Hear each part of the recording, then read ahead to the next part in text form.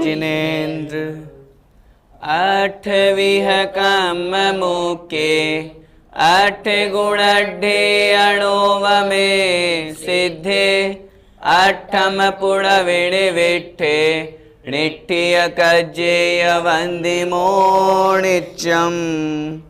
पंच परमेष्ठी भगवान की जय। हम सभी ज्ञानशाला में श्रामण्य अधिकार की चर्चा कर रहे हैं। पिछली ज्ञानशाला की कक्षा में हमने यह चतुर्थ अधिकार श्रामण्य अधिकार प्रारंभ किया था। क्या था उसमें? हमने देखा कि जो दर्शन है, निर्ग्रंथ दिगंबर अवस्था है, वह ही वंदनीय है। आचार्य भगवान ने स्पष्ट कहा दर्शनहीन की हमें वंदना नहीं करनी चाहिए। आगे आज की इस कक्षा में हम सभी पुनः समझेंगे आचार्य भगवान कुंद स्वामी महाराज दर्शन किसे कहते हैं।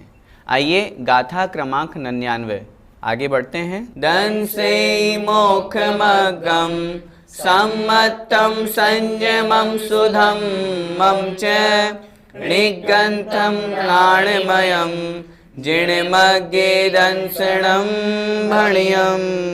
दर्शन की परिभाषा क्या है? आइए देखते हैं। दंसेई मोक्ष मग्गम, दंसेई दिखलाता है। किसे दिखलाता है? मोक्ष मग्गम अर्थात मोक्ष मार्ग को, जो मोक्ष मार्ग को दिखलाता है। सम्मतम संयमम सुधम्मम च, वह मोक्ष मार्ग कैसा है? सम्मतम सम्यक्त्व से युक्त है, सम्यक दर्शन से सहित है। संयमम अर्थात संयम से सहित है। सुधम्मम च और समीचीन धर्म से युक्त है, अर्थात सच्चा धर्म, व्रत उपवास तपस्या आदि उस धर्म से जो युक्त है। अर्थात जो सम्यक्त्व संयम और सुधर्म रूप जो मोक्ष मार्ग है, उस मोक्ष मार्ग को जो दिखलाता है, उसको बताता है, उस रूप आचरण करता है। निग्रंथम कैसा होता है वह दर्शन? निर्ग्रंथ, ग्रंथ का मतलब परिग्रह, जो परिग्रह से रहित होता है। ज्ञानमयम ज्ञानमय होता है, अर्थात सम्यक ज्ञान से सहित होता है। जिणमग्गे दंसणम भणियम, उसे जिणमग्गे जिन मार्ग में अर्थात जिन धर्म में, दंसणम अर्थात दर्शन, भणियम अर्थात कहा जाता है। उसे जिन मार्ग में दर्शन कहा जाता है। किसे कहा जाता है? एक बार फिर से समझें। पिछली कक्षा में हमने दर्शन की परिभाषा पढ़ी थी, जिसमें आचार्य भगवान कुंद स्वामी महाराज ने बतलाया था कि जो दोनों प्रकार के परिग्रह से रहित होते हैं, संयम को अपने जीवन में ग्रहण करते हैं, और जो खड़े होकर के आहार ग्रहण करते हैं, जो अपने इंद्रियों में पंचेंद्रिय के विषयों को प्रवेश नहीं करने देते, उसका नाम है दर्शन। वैसी ही परिभाषा आचार्य भगवान यहाँ बोध पाहुड़ की गाथा में कह रहे हैं। भैया जी, यहाँ मोक्ष मार्ग क्या है और उसको दिखलाने से क्या मतलब है? मोक्ष मार्ग की सीधी सी परिभाषा आचार्य भगवान उमा स्वामी महाराज ने तत्वार्थ सूत्र जी के प्रथम अध्याय के प्रथम सूत्र में ही लिखी है। वहाँ उन्होंने लिखा सम्यक दर्शन ज्ञान चारित्राणि मोक्ष मार्ग है, अर्थात सम्यक दर्शन, सम्यक ज्ञान और सम्यक चारित्र वही मोक्ष मार्ग है। और उस मोक्ष मार्ग से युक्त जो जीव है वह मोक्ष मार्गी कहलाता है। यहाँ चर्चा चल रही है दर्शन की। दर्शन का मतलब बाहरी रूप दिगंबर वेश, जो निर्ग्रंथ दिगंबर हैं, परिग्रह से रहित हैं, हमें दिखते हैं कि ये सम्यक दर्शन, सम्यक ज्ञान और सम्यक चारित्र से युक्त हैं, वह मोक्ष मार्गी है और वे दर्शन से युक्त कहलाते हैं। और यहाँ जो कथन किया गया दंसेई मोक्ष मग्गम, जो दिखलाने से तात्पर्य है, वो हमें यहाँ यह समझना चाहिए कि जो उस मोक्ष मार्ग के स्वरूप को प्राप्त किए हुए हैं, सम्यक दर्शन, सम्यक ज्ञान और सम्यक चारित्र, इन तीनों से जो सहित हैं, युक्त हैं, वह मोक्ष मार्गी हैं, और जो उस मोक्ष मार्गी या उस मोक्ष मार्ग को जो धारण किए हुए है, उस रूप जो है, तल्लीन जो है, वही यहाँ पर तात्पर्य समझना चाहिए, और वही उससे युक्त होने के कारण से उसे ही दर्शन कहा जाता है। भैया जी, मोक्ष मार्ग में सम्यक्त्व किसे कहा गया है? तत्वार्थ श्रद्धानम सम्यक दर्शनम, अर्थात 7 तत्वों के ऊपर श्रद्धान करना, जीव, अजीव, आश्रव, बंध, संवर, निर्जरा और मोक्ष, ये जो 7 तत्व कहे गए हैं, इनके ऊपर सच्चा श्रद्धान करना कि बस ये ही हैं, इनके अलावा और कोई तत्व नहीं है। इस प्रकार का जहाँ श्रद्धान होता है, जहाँ विश्वास होता है, दृढ़ अटल विश्वास होता है, उसी का नाम है सम्यक दर्शन। 7 तत्वों को मानते तो हैं हम, लेकिन उस 7 तत्वों के प्रति हमारी मान्यता कैसी होती है? उदाहरण से हम समझें, जैसे जीव तत्व। जीव तत्व का स्वरूप क्या है? अर्थात ज्ञान दर्शन चेतना से युक्त होना, अमूर्तिक होना, चित चैतन्य स्वरूप होना, यह जीवात्मा कहलाता है, यह जीव स्वरूप है।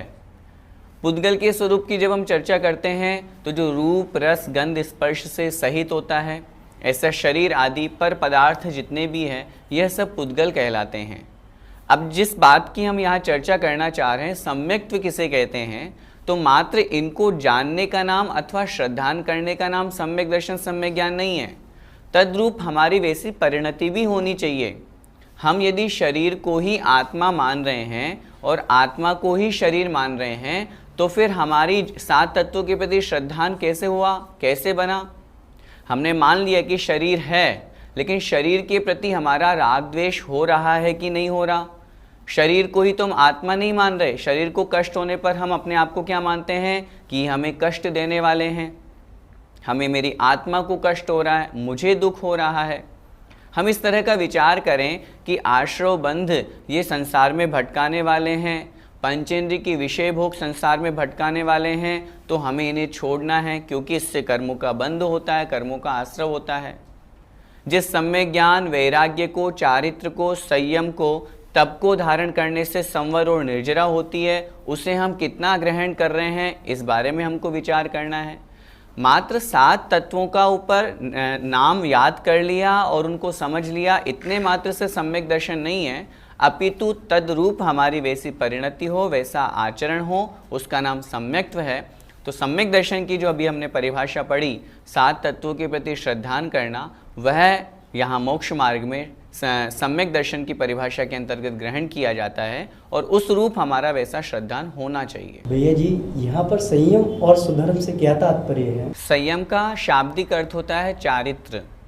यहाँ उस संयम से वही चारित्र ही ग्रहण करना है जो सम्यक चारित्र से युक्त हो।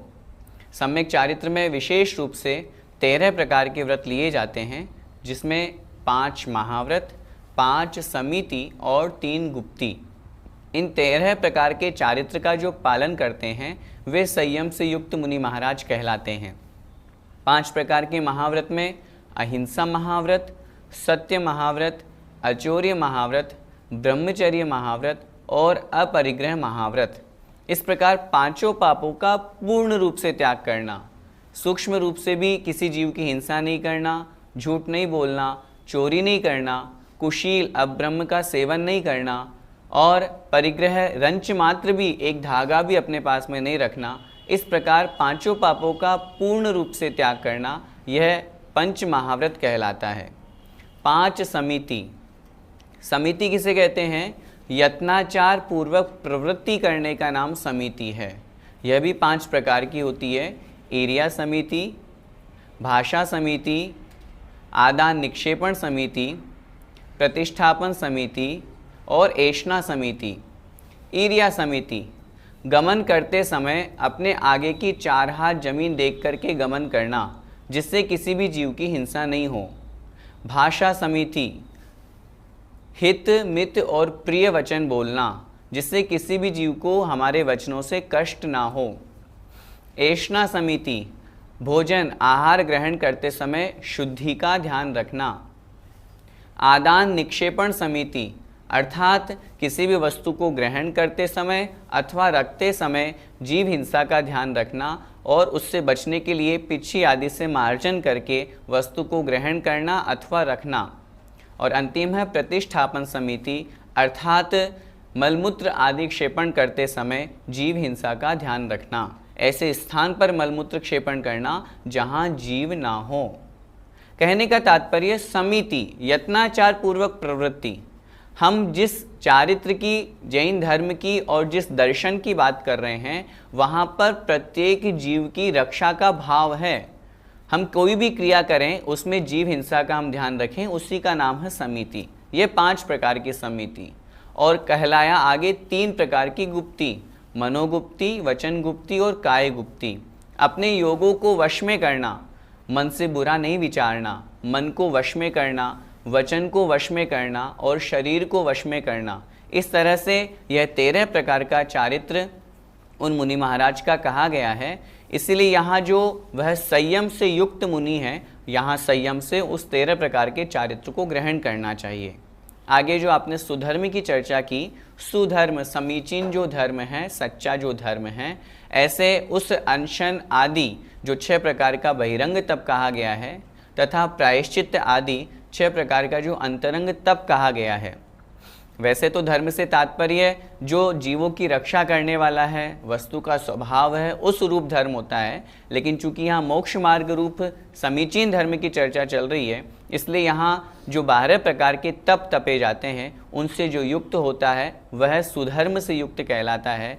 तो सम्यक्त्व, संयम और समीचीन धर्म, तपस्या रूप जो धर्म है, इन तीनों स्वरूप जो मोक्ष मार्ग है वह दर्शन कहलाता है। इस प्रकार समझना चाहिए। क्या सम्यक्त्व रहित मुनि पूजनीय नहीं है? जो सम्यक्त्व से रहित है वे तो मुनि ही नहीं हैं, पूजनीयता की क्या बात करें। सम्यक्त्व का गुणस्थान 4था, मुनि महाराज का गुणस्थान 6, 7वां। जो सम्यक दर्शन, सम्यक ज्ञान और सम्यक चारित्र, इन तीनों रत्नों से जो सहित हैं, ऐसे 28 मूलगुणधारी मुनि महाराज ही वंदनीय और पूजनीय कहे जाते हैं। अब जिनका सम्यक दर्शन ही नहीं है वे मुनि कदापि पूजनीयता की कोटि में नहीं आ सकते। यह हम स्वयं यहाँ पर पढ़ रहे हैं ना। पिछली ज्ञानशाला की कक्षा में भी हमने देखा, पिछली गाथा में भी हमने देखा, आचार्य भगवान स्पष्ट कह रहे हैं दंसण हीणोण वन दिव्यो, जो दर्शन से हीन है, जिनकी निर्गंथ दिगंबर अवस्था नहीं है। अब आपने चूंकि मुनि की चर्चा करी, निर्गंथ दिगंबर अवस्था है लेकिन सम्यक्त्व नहीं है, जो 7 तत्वों के ऊपर श्रद्धा नहीं करते हैं, सिर्फ ऐसे ही किसी के कहने पर मुनि बन गए हैं, मन में किसी तरह से धर्म के प्रति श्रद्धा नहीं है, जो मिथ्या दृष्टि जीव की मान्यता है, जीव को आत्मा को जीव समझता है, शरीर को आत्मा समझता है और आत्मा को ही शरीर समझता है, इस तरह की जिनकी मान्यता है, जो ख्याति लाभ पूजा आदि के निमित्त से मुनि अवस्था धारण कर लिए हैं, जो स्वयं उस रूप हो करके जो कुदेवी देवता हैं, मिथ्या देवी देवता हैं, रागी द्वेषी देवी देवता हैं, स्वयं उनकी पूजा कर रहे हैं, 7 तत्वों के प्रति जिनका श्रद्धा नहीं है, सच्चे देवशास्त्र गुरु को स्वयं ही नहीं मान रहे, वे सम्यक्त्व से रहित हैं। भले ही वे निर्गंथ दिगंबर हो गए हैं लेकिन वे उस दर्शन से रहित होने के कारण, निर्गंथ दिगंबर अवस्था को धारण करने के बावजूद भी सम्यक दर्शन से रहित होने के कारण वे पूजनीय नहीं हैं। पहली बात। दूसरी बात, जब हम गुणस्थान की अपेक्षा चर्चा करते हैं, अनंतानुबंधी क्रोधमान माया लोभ, मिथ्यात्व, सम्यक मिथ्यात्व और सम्यक प्रकृति, इन 7 प्रकृतियों का उपशम होना, क्षय होना अथवा क्षयोपशम होना, यह सम्यक दर्शन कहलाता है। लेकिन हम विचार करें कि किस व्यक्ति को इस प्रकार का सम्यक दर्शन हुआ या किसको नहीं हुआ, ये हम नहीं जान सकते।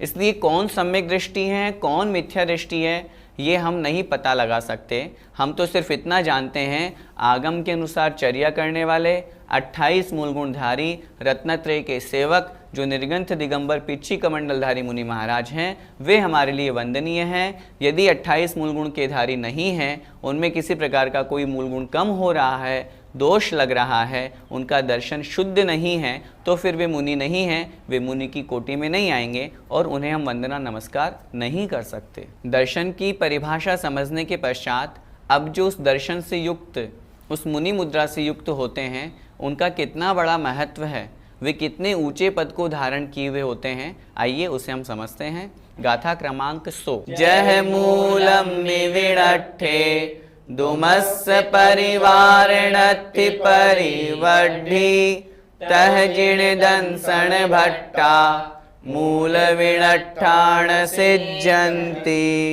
जह मूलम्मि विणट्ठे, जह जिस प्रकार, मूलम्मि अर्थात जड़ के, मूल के, विणट्ठे नष्ट हो जाने पर, जिस प्रकार जड़ के नष्ट हो जाने पर, दुमस्य अर्थात वृक्ष का, पेड़ का, परिवार जो उसका परिवार है, पेड़ का परिवार तात्पर्य उसका तना, उसकी शाखाएं और उसमें जो आने वाले फल फूल आदि हैं, वे सब णत्थि परिवड्ढी नहीं होते हैं वृद्धि को प्राप्त।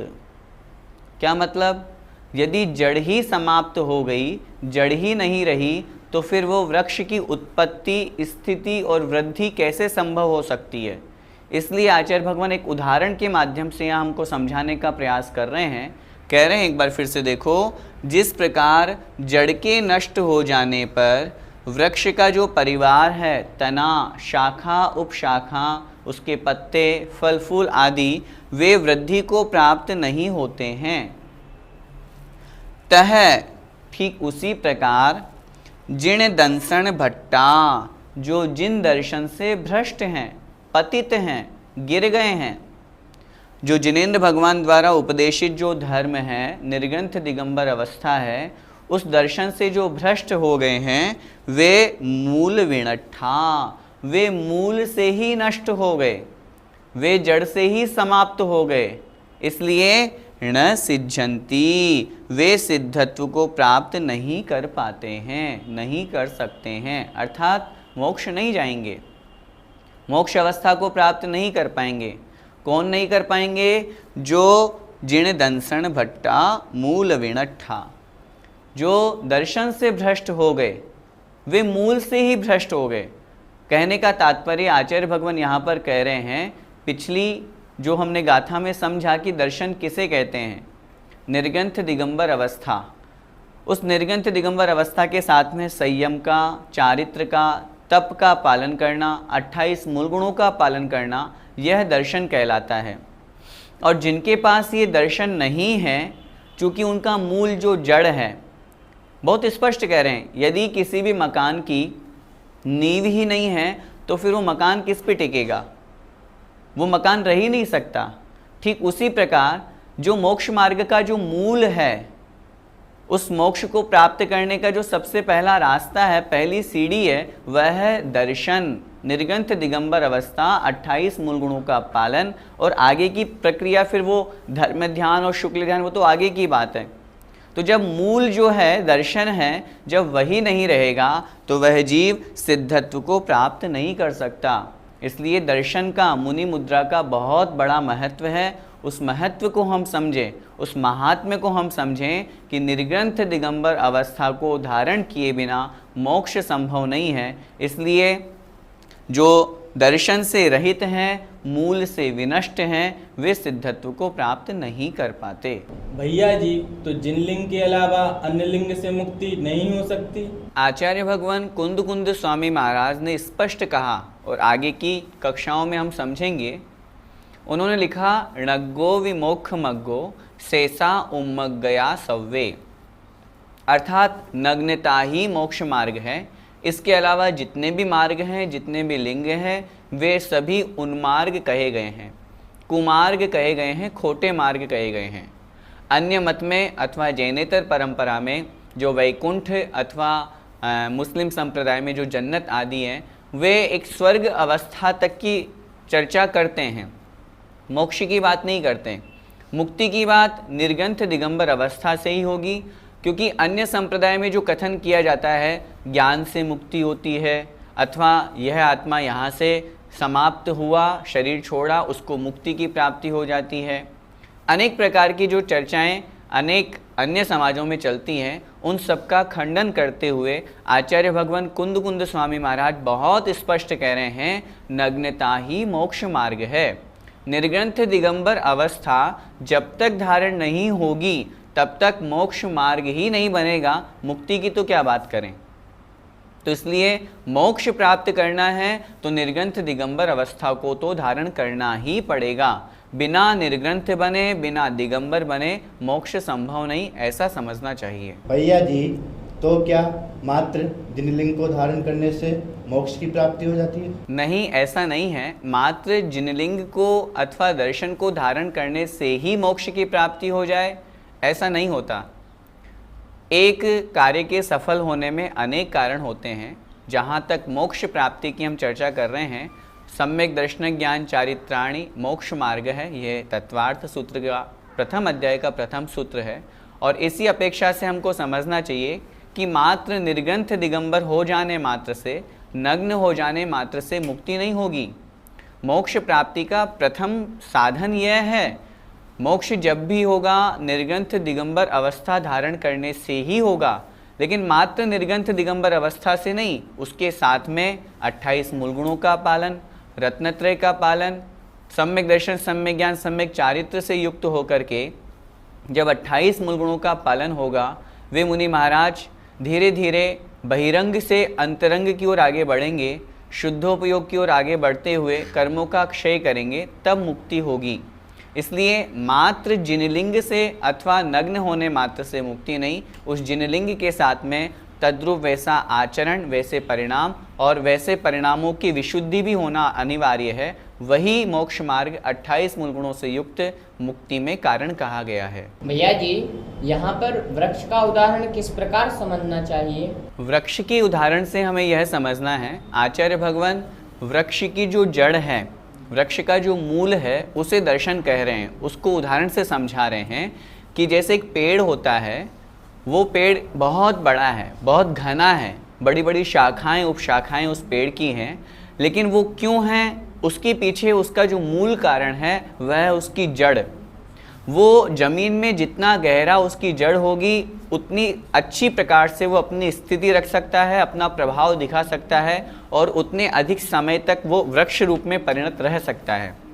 यदि वो जड़ नहीं है तो फिर उस वृक्ष की उत्पत्ति, उस वृक्ष का तना, उस वृक्ष की शाखाएं, उपशाखाएं, उनमें जो पत्ते आ रहे हैं, उनमें जो फूल आ रहे हैं, उनमें जो फल आ रहे हैं, वो कैसे संभव हो सकते हैं।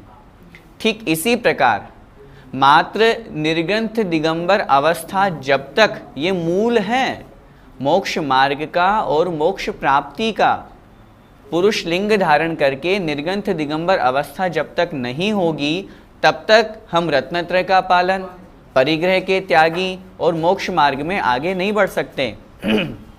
हम ये सोचें कि मात्र हम बैठे हैं, परिग्रह से युक्त हैं, हम आत्मा का ध्यान कर लें और हमें मोक्ष हो जाएगा, ऐसा नहीं होता। अंतरंग बहिरंग पूरे परिग्रह का त्याग किया जाता है, घर परिवार से वैराग्य किया जाता है, 28 मूल गुणों को पालन करने का संकल्प लिया जाता है, रत्नत्रय का पालन किया जाता है।